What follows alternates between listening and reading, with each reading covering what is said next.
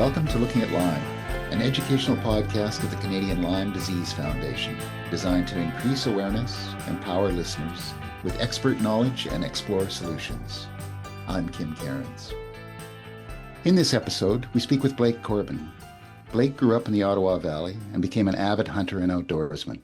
He's been very involved with local fish and game clubs and other organizations that mostly focus on youth initiatives. Blake volunteers his time to educate fellow outdoors enthusiasts about their high-risk tick bites and how best to prevent getting bitten. He also used to have a radio show on Valley Heritage Radio, 98.7 FM. Welcome, Blake. Oh, thank you very much for having me. I'm very excited.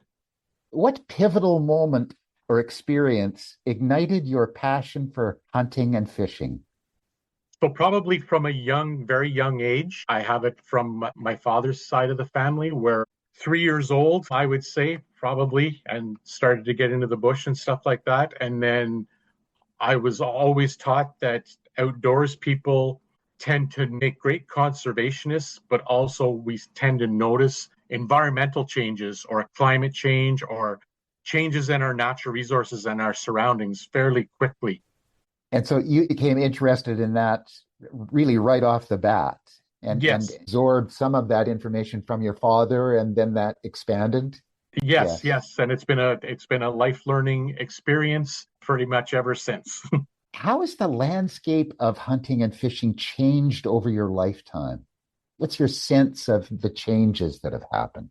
So I think the biggest change is we're not doing a very good job in introducing new people to angling, hunting, things like that, showing them not only the benefits of sustainability for food source, but also just getting in the outdoors.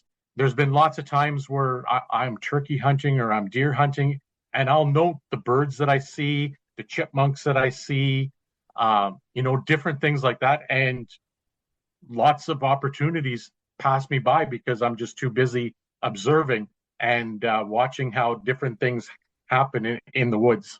Right. What do you think would be the best approach in engaging some of those people in outdoors life? COVID pretty much decimated any local fishing game clubs where you would get, your annual membership fee might be $20 and you would have monthly meetings and things like that.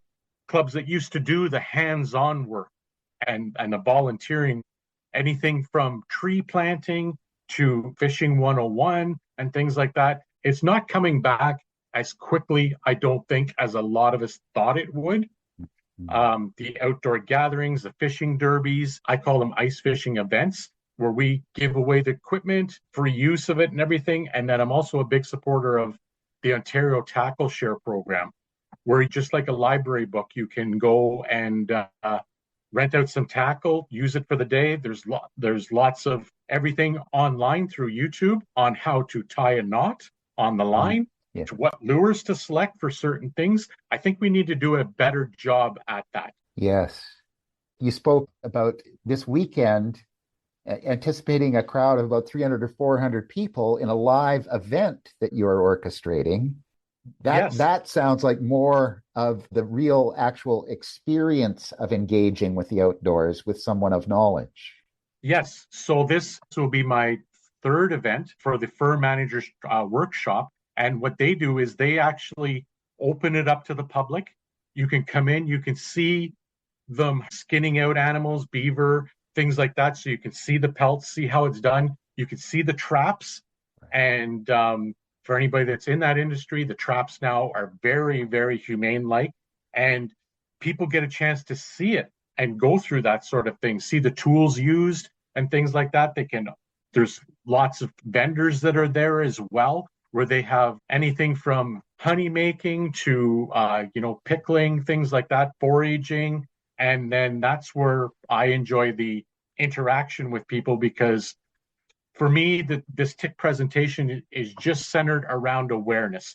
To do tick checks, I throw a little bit of my personal experience in there as well.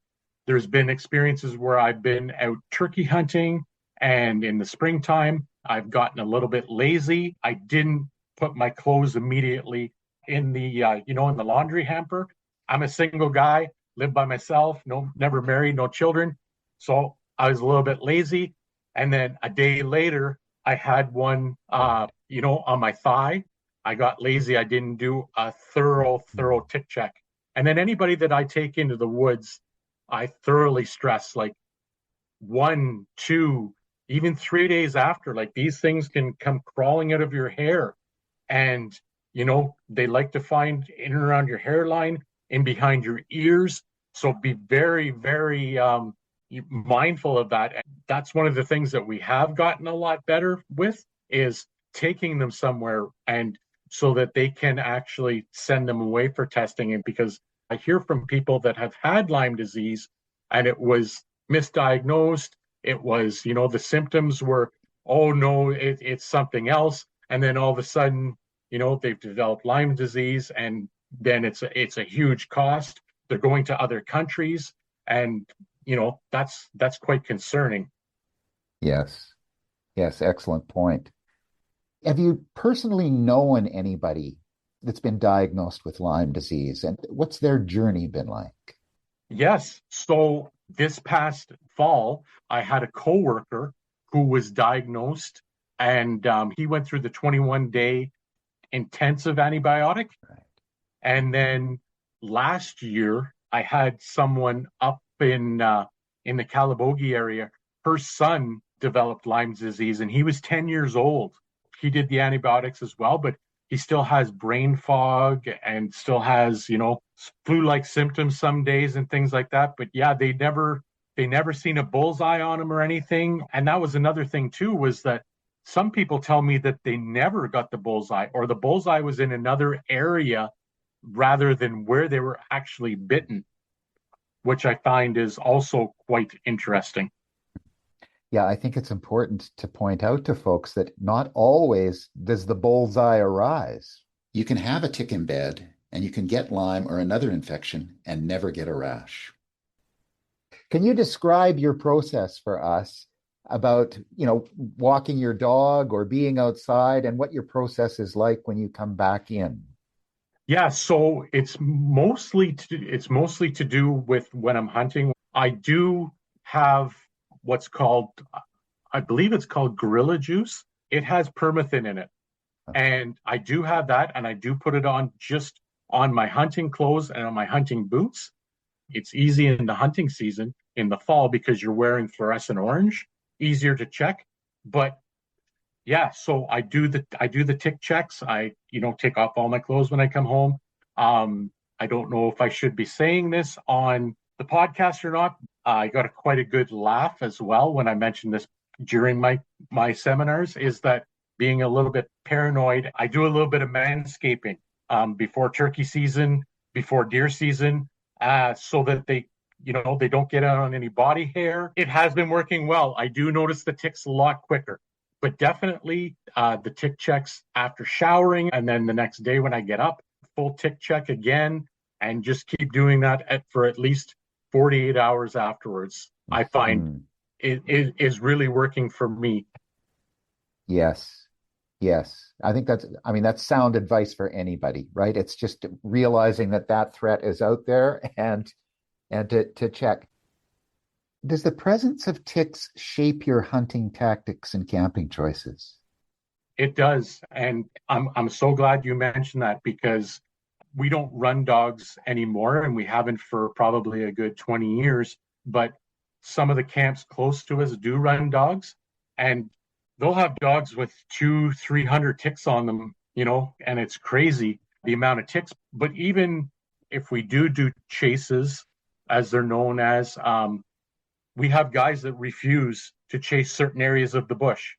And, whether you're hunting moose, whether you're hunting deer, any mammal or anything that, you have to traverse from one area to another, a lot of guys will either stick right on the road and take their four-wheelers or their vehicles, or they just won't do it. Yeah. And I think that is probably the biggest change. And yeah, because a lot of people are mindful. I know that I have a health and safety background, and the first aid kits, I want to say about 2016 is when we started adding tick kits to the first aid kits. Good. Yes. Yeah, sound practice. Yes. Yes. How aware in general do you feel that hunters and anglers are about ticks? I'm surprised how well they are. And at these workshops that I've been doing, I get quite a bit of farmers too that are very concerned about the ticks on their livestock and things like that as well, which Mm. I find is quite interesting. Yeah, definitely. I mean, if I've got a herd of cattle and I'm concerned about ticks, that's a lot of surface area for ticks to gather. Yes, yeah. So Yeah. then you start to think about the pictures that we all see with moose, right? And you think like, how far away are we from something like that when you're driving and you look in a pasture and you see Yes. big patches of, cowhide or horsehide or whatever Right. missing because of ticks? Who is getting missed in terms of awareness?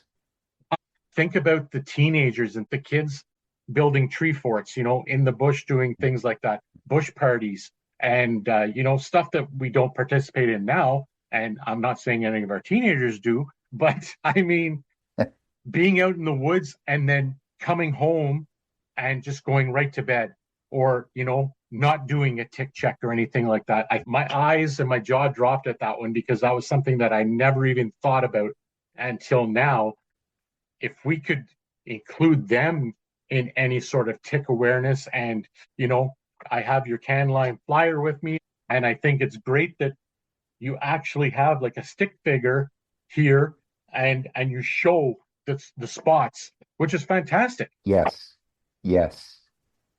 And the size of the flyer, it is perfect. It gives such great information, but at the same time, it gives the links for you to explore yourself, which I'm a big fan of as well. Excellent. We'll include these resource links in the show notes. Oh, perfect. What I try and do is the Can Lime organization, and then if you want local information, look for your local district health unit. So in this area here, we have Renfrew County District Health Unit, Lanark Leeds Grenville, and then the City of Ottawa. Hmm. You'll be able to find the links in those health units as well. Excellent. Well, thank you once again. Your experience and awareness is highly valued. Oh, thank you very much. Thanks, everyone, for tuning in today. Good luck to all the hunters and trappers who are out there communing with nature this fall. And remember, don't bring the outdoors indoors. Check for ticks.